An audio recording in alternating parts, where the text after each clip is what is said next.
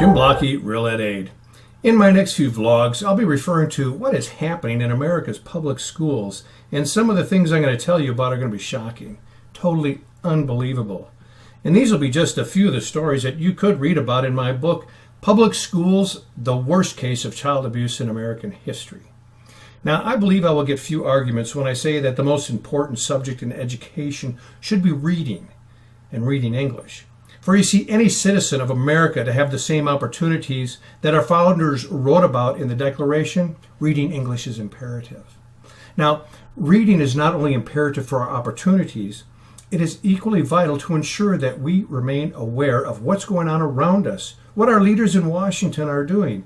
So we would not simply rely on the media or what our congressional leaders themselves have to say. We would find out for ourselves through research. And what do you have to do to be a good researcher? Hey, you got it, read. Now, enemies of America knew this. So as early as the late 1800s, they began to plot against our method of how to teach reading. How did we teach it? Phonics. Now, John Dewey, we all know him. He was one of the chief innovators of America's current education system, and he said this in the 1890s. He said, independent, self-reliant people were a counterproductive anarchism in the collective society of the future.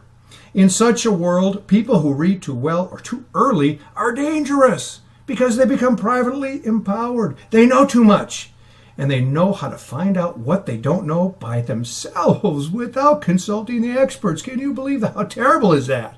See, to Dewey, it was essential that someone else had to explain what we needed to know.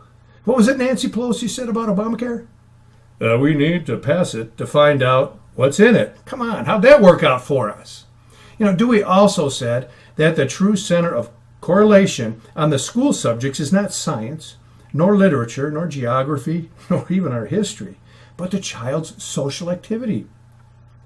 Dewey was also a big advocate that phonics techniques should be removed. We should abandon and replace it, he said. And they should replace it with the whole language method. It was initially known as the look-say method. See Johnny run, see the dog run after Johnny. That's the look-say method.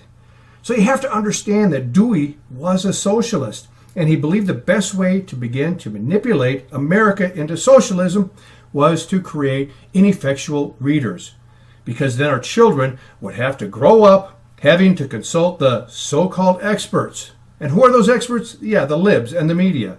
And isn't that exactly what is happening today? People believe what they hear, not what they find out for themselves. Now, I'll be explaining this to a greater extent in my upcoming vlogs, okay? Have a great day. Thank you so much for your time. Jim Blocky, Real Ed Aid.